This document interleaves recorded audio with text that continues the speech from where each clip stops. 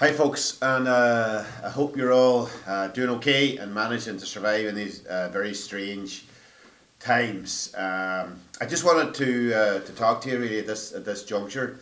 We're in the 18th of May now, and we're into the next stage of the journey around COVID-19. But it also seems appropriate to come back to you, now that we've reached the end of the online delivery side of things and the learning outcomes and the online assessments. And in fact, we're into the exam boards now. We had our first exam board, our virtual exam board last Wednesday, and thankfully that went well, and we had LSID up there first. So to get to this point has been a huge effort. Huge effort on behalf of everybody in this organisation.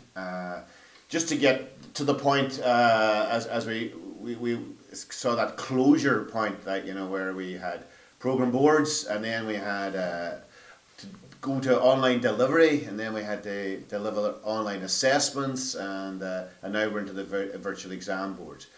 All of that took an exceptional amount of effort on behalf of everybody in the organisation, and I just want to thank everybody for that.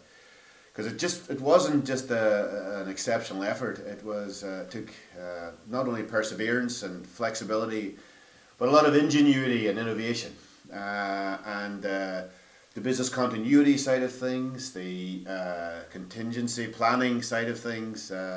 All of this took a huge amount of effort. And also like to thank the Standing Committee of Academic Council, because a lot of academic regulations had to change as well.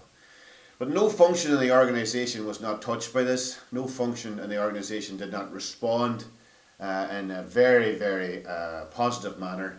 And I just wanted at this juncture to thank everybody for all that effort.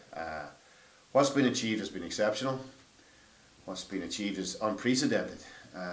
And when we do get a chance to reflect, I think we'll all be very proud of what's happened here. Volunteering side of things, I think at this stage we have 180 people, staff and students, who put their name forward for volunteering, and that effort is ongoing. We've had a number of people redeployed, and they're redeployed into really, really important activities here in the region around data analysis and allowing HSE to make informed decisions. So we thank them for their efforts and wish them all the very best. Some of the best aspects of this region have been shown in the things like the Max Visor, where our staff have shown exceptional innovation to bring together industry, schools, bikers, and get to the people who most need those visors in the nursing homes in particular. We've been approached by a lot by the HSE, and some of those things have been very successful. Some of them have died on the vine, but at all junctures, LIT responded to the needs that were presented to them. And again, I'd like to thank everybody on the volunteering side and everybody associated with the innovation that has come to pass. It does represent the very best of the region, and it puts LIT in the very centre of a lot of that activity. So again, I just wanted to thank you for that effort.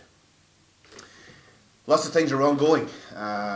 What's happening nationally is, as Chair of THEA, I've been involved in a lot of these national debates as well, working with the department, and whether it was in relation to the online delivery and assessments, but also things like the no discrimination policy and making sure our students didn't go down that route, really, essentially, because it would have stood against them. And whereas our no disadvantage policy has worked very much in their favour. We followed the QQI guidelines that were set up on a national basis. And it does mean, though, that the graduate of 2020 can stand beside the graduate of 2019 and be the same graduate as before. And I think that's really, really important for our graduates. So as we come towards the end of the academic processes, the academic year, I just wanted to stop and reflect, even if it is just for a few moments, on what's been achieved. And to thank you all for those efforts. It's been phenomenal, and the response has been incredible, and to thank you for that.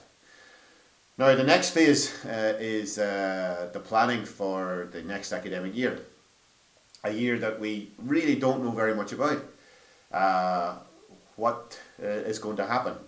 Because we're in the middle of a crisis that we really don't know what the next few months will hold. So we're planning for the worst and hoping for the best, but we are scenario planning.